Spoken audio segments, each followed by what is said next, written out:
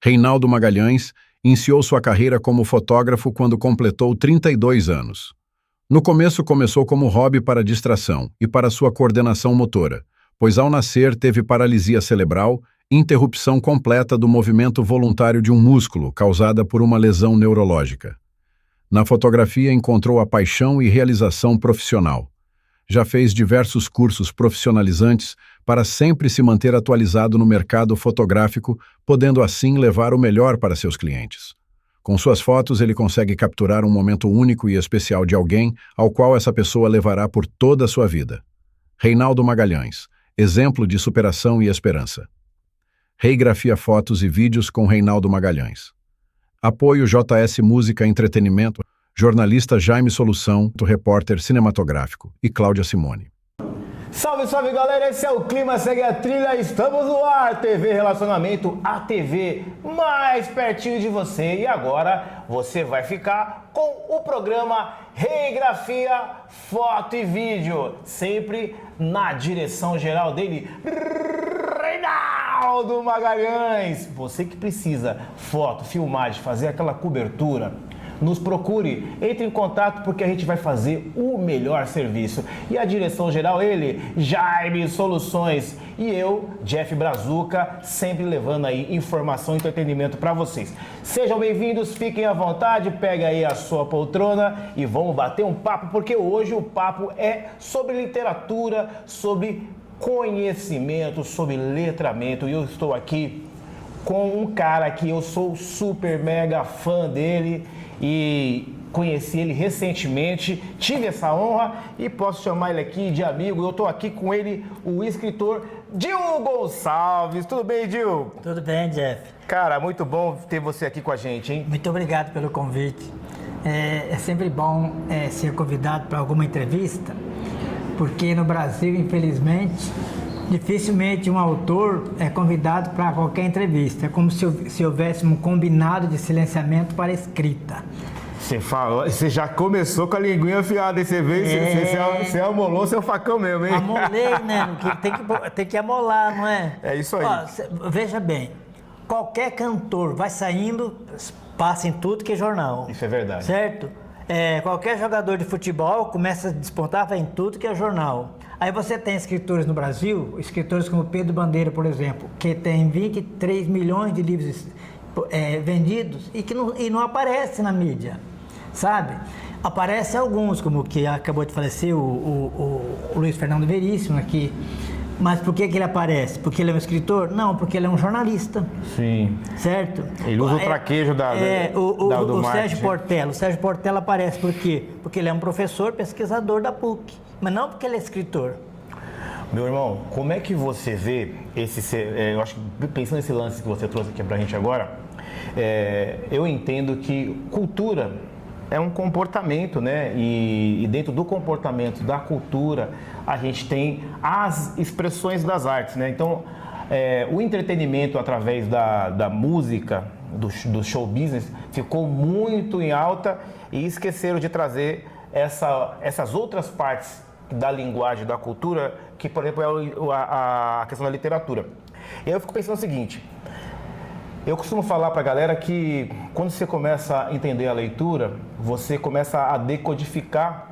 E essa ideia de você decodificar, eu sinto que há aí um jogo de força entre as castas, né? Entre as classes, que às vezes eu falo, pô, literatura é só para um determinado grupo.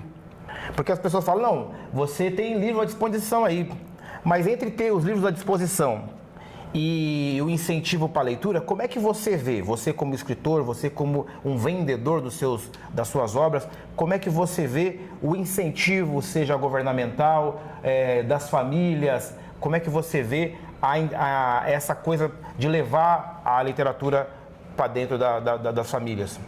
Bom, a literatura, ela chega na família quando a família já tem o hábito de ler. Geralmente a pessoa aprende a gostar de ler porque aprende com alguém, com a mãe, sim, né? Ou com uma tia, com alguém que apresenta a literatura para ela. Então a literatura não é algo que você vai aprender sozinho. Esse livro aqui que eu escrevi, e esse livro é a minha tese de mestrado. Os elementos mágicos dos contos de fada na educação, a importância do contador de história na formação do leitor. Então, as famílias que contam história, que sentam, que contam história, ela acaba ajudando o filho a aprender a gostar de ler, certo? E isso está muito escasso hoje, né? Na entrevista anterior, tinha um colega falando sobre a dificuldade dos relacionamentos, esse é um, certo? Só que aí quando você fala das diversas linguagens que tem, né? Seja da arte, da música, que cada um tem o seu público. Não adianta a gente achar que vai escrever livro para 100% do público. Sempre foi 3%. Dentro da literatura, quem lê é 3%. Não é mais do que isso, certo? Mas esse 3%, ele é fiel e ele faz um barulho danado, entendeu? E se a gente pensar o seguinte, se você pensar que o pensamento humano, né? O pensamento humano, ele todo ele foi transmitido de geração em geração. Algumas sociedades transmitiu oralmente, mas se você pegar todo o conhecimento que nós temos hoje, ele está em livro. Sim. Sabe? Os tratados sociais, sabe? Os tratados médicos, tudo está em livro. Então, sim, não adianta negar o livro. Negar o livro é negar conhecimento. Sim, e negar a sua própria cultura. Mas aí dentro disso que você está dizendo aí, eu já vou entrar para a etapa aqui das suas obras. Beleza, nós temos 3% de leitores dentro do nosso país. A minha pergunta é, como fazer, já que parte disso acontece dentro dos seus berços, né? Como fazer para estimular essa leitura para essas pessoas que ainda não têm, eu chamo isso de quebra de ciclo, né? Vamos supor, a gente vem em famílias que não têm o hábito da leitura, né? Aí de repente uma criança daquele lar, ela se desenvolve porque o professor insistiu, foi para cima e fez ela gostar, e ela quebrou esse ciclo, levou esse livro para dentro de casa. Dali para lá ela se torna um adulto e a outra família dali para frente, quando ela forma a família dela, ela já gera outro lugar. Isso acontece. Agora, como hoje na educação, no momento que a gente vive, você na sua visão de escritor, até para poder levar o livro, vender mais livros, levar mais informação, o que você deixa aí de contribuição se você fosse hoje aqui, tivesse na pasta da educação, fosse um coordenador da área de educação, o que você acha como política pública que a gente pudesse fazer para ajudar a destravar esse processo? Como política pública no estado de São Paulo seria muito difícil, porque o atual secretário de Educação basicamente baniu o livro físico e criou as plataformas, certo? E o que dificulta muito o professor é apresentar para a criança ou para o jovem um livro físico. E existe uma falta muito grande de incentivo ao professor também de se incorporar à literatura, certo? Aí, o que eu aconselharia, que é o que eu aconselho aqui no meu livro Os Elementos Mágicos, é que o professor também adquira o hábito de ler, porque infelizmente o nosso professor hoje está muito sobrecarregado. Não é que ele não gosta, ele gosta de ler, sabe?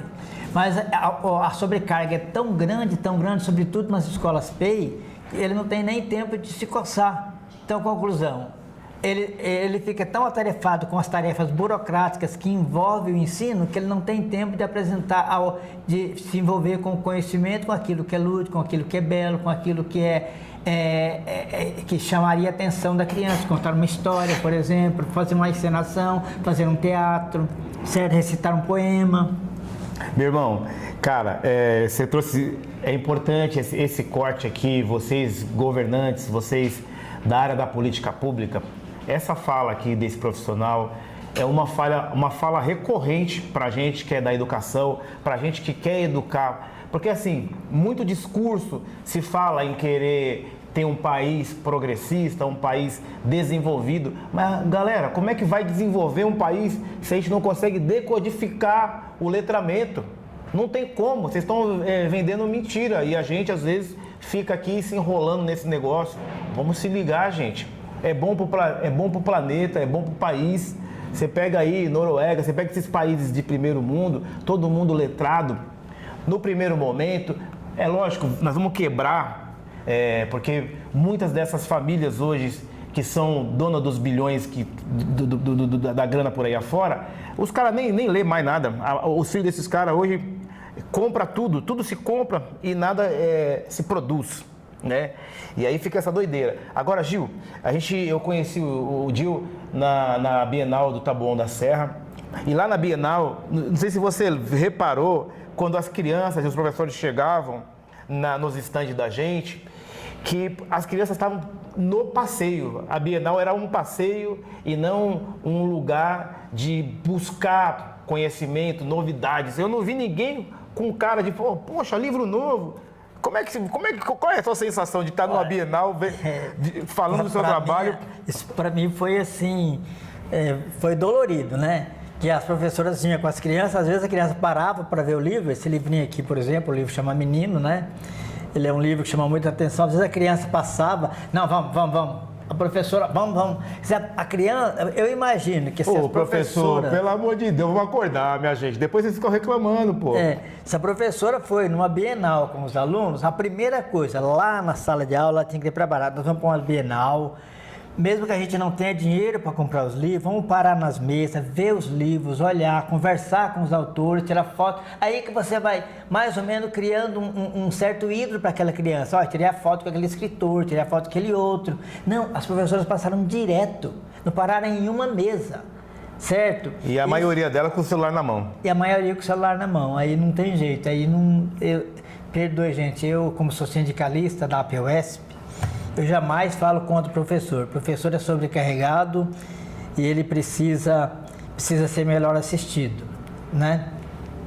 Boa fala. Cara, nosso tempo ele é curto, então eu quero já começar a falar das suas obras e incentivar o nosso público a procurar o Gil. Bom, vamos começar do último primeiro? Isso. O Cheirando a Leite aqui? Esse que tá cheirando leite é esse aqui, ó. Vamos embora. Esse aqui é o Fuga das Imagens, certo? Ele é um livro de contos, ele tem 6 contos, né? Uma coletânea de 6 contos. Todos os contos trazem uma imagem. Poxa, ilustrado e colorido? Esse cara tá chique, velho. Então, quem ilustrou esse livro desse jeito todo bonitão é uma escritora e ilustradora chamada Carmelina de Toledo Pisa, que ela mora lá em Piracicaba. Piracicaba. Olha as ilustrações dela. Lindo, hein? Esse livro aqui, em cada conto, ele traz um haikai, sabe? Posso ler um haikai pra você ver? Vai lá, vapt-vupt. Vapt-vupt? E enquanto ele vai procurando o haikai aí, você já vai pegando o seu Wi-Fi e já vai compartilhando esse programa.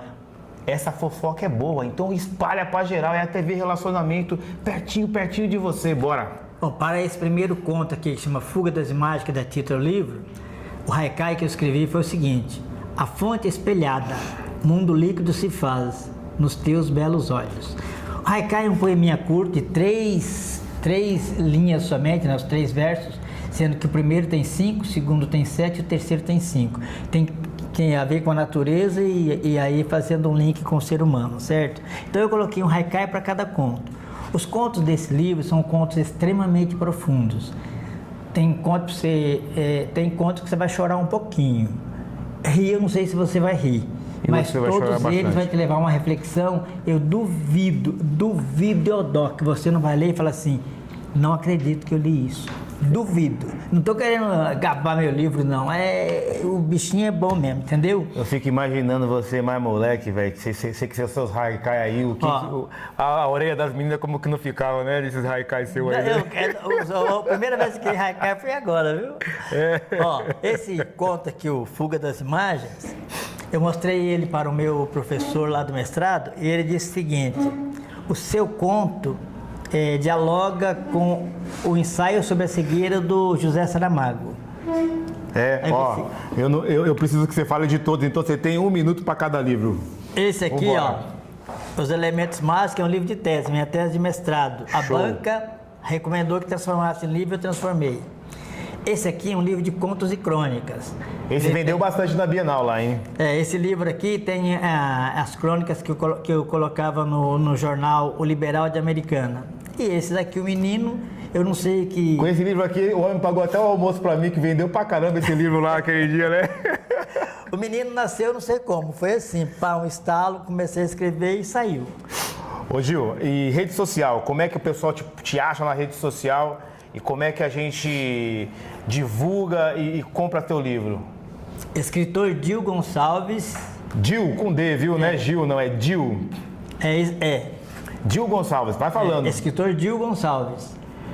E meu e-mail é dilvanir-josé@hotmail.com e o meu celular é 11 98371 5219. Ligue já!